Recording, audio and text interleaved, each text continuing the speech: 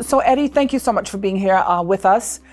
Can you begin by explaining to the public exactly what VARS or VARS stands for?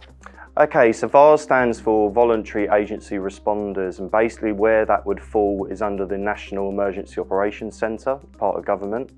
And as part of that, we have 4 primary clusters, and one of those clusters is human concerns. And under these clusters, we have a thing called ESTs, which are emergency support teams, and VARS is one of those ESTs. Currently at the moment, the Red Cross is the chair and has been for many years of the VARS committee. Okay, so how does it fit under the NEOC mechanism or umbrella?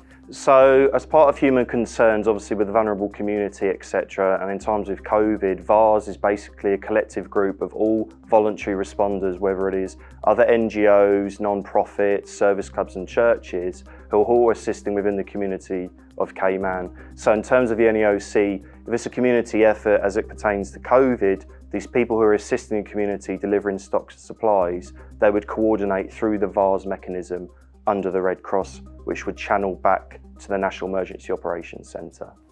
Okay, so what's the national plan?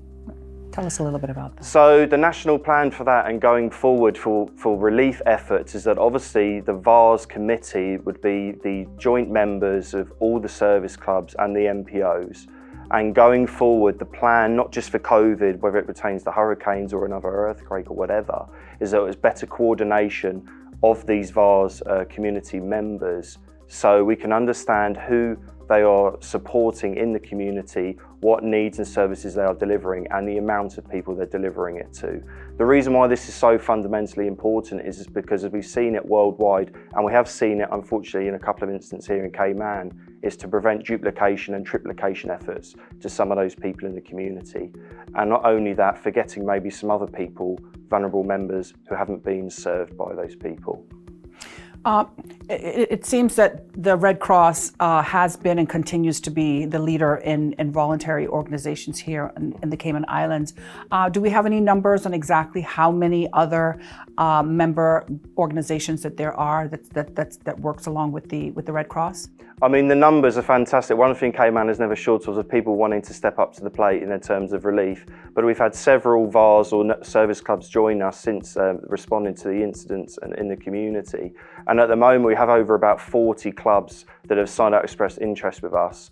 And these are a myriad of clubs ranging from churches, again, community groups. And that response and effort is increasing daily, especially with the media awareness that we're presenting at the moment. So it's fantastic, the amount of feedback that we've had. Okay, so what activities have you all been conducting so far, and who's involved? So initially, when we first launched it for the COVID-19, the humanitarian response there, or volunteer response, the main request that we had from government was to create masks, and this was sent out to all the people in the clubs, and we had great feedback there from seamstresses, people that could create them. But not only that, it was also supplying food within the community, whether it's a soup kitchen or delivering it to the people in their homes. And another thing is obviously helping out with HSA, Health Services Authority, with isolation facilities and general administration. So there's been numerous roles that every club and the Red Cross has taken part in since the initiative. Why would you say it's important to coordinate and communicate relief aid in circumstances like this? We've seen an existing thing before previously in other countries during a time of hurricanes, and one great thing we have here, as I said, in Cayman is that everyone wants to help out and there's no one on the sidelines, so to speak. But it's important that we make sure that we're not duplicating and triplicating efforts in the community.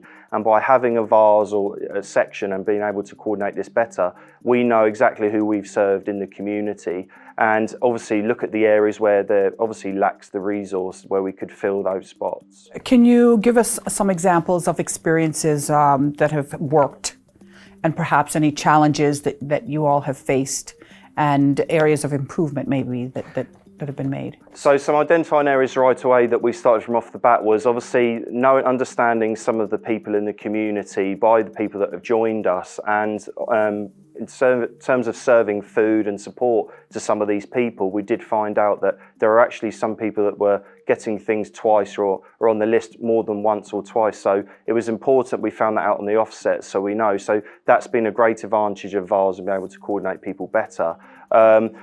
The only drawback I'd see at the moment is obviously that we need everyone ideally to sign up. There's still a few people out there who are doing great work in the community. We don't want to take that away from their agenda or their policy, but we want everyone to join us together so we can unify better. So that's the negative at the moment. We'd like more people to sign up. And when you say people, are you speaking of individuals or organizations?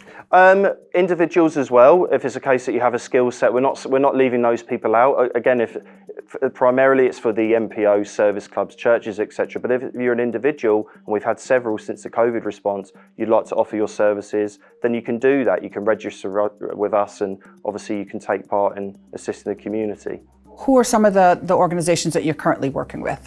So just to name a few at the moment, obviously you've had Kiwanis, Lions Tropical Gardens, the Rotary Clubs, Feed Our Future, Cayman Islands Cancer Society, Breast Cancer Society, One Dog at a Time, numerous churches from all the districts. The list is ongoing every day, and it's really fantastic for those people to be involved. So if I'm a part of a service club and I want to have the service club register, how do we go about doing that? There's a humanitarian assistance form that needs to be completed, and you can access that via our website, which is redcross.org.ky. Also on our Facebook pages as well, the Red Cross Facebook page and Hazard Management HMCI's Facebook page, there are links there in order to complete the form and register with us. But also if you want to make contact with us personally, my contact number would be 926 3179, or email me at DM, that's disastermanager@redcross.org.ky. Obviously, if I am part of a service club and we want to apply, what type of criteria do we have to meet, and what sort of due diligence takes place to ensure that we're the right fit for this plan or initiative? Obviously, the form contains and houses some certain details about mainly what your service club provides in the community before a disaster response, and obviously just register the numbers that you have in your service club and your contact details. But we're not going to be turning anyone away in the first instance. Obviously, the much support we have is the better, and obviously, you know, the more the community you serve is the ideal thing that we would want. And if you'll be able to provide a service, that's even better to our advantage. But if you are an individual, you can also sign up to us and fill in that form, and we'll get back to you as well. Okay, Eddie, any further words on this topic? We're really happy with all the response going on in Cayman so far, and I want to take my hat off to all the organisations and the individuals that have supported us and the Cayman community. And we strongly encourage people that haven't yet to sign up with us.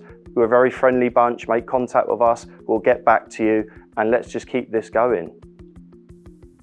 Eddie, thank you so much. Thank you very much, Donna.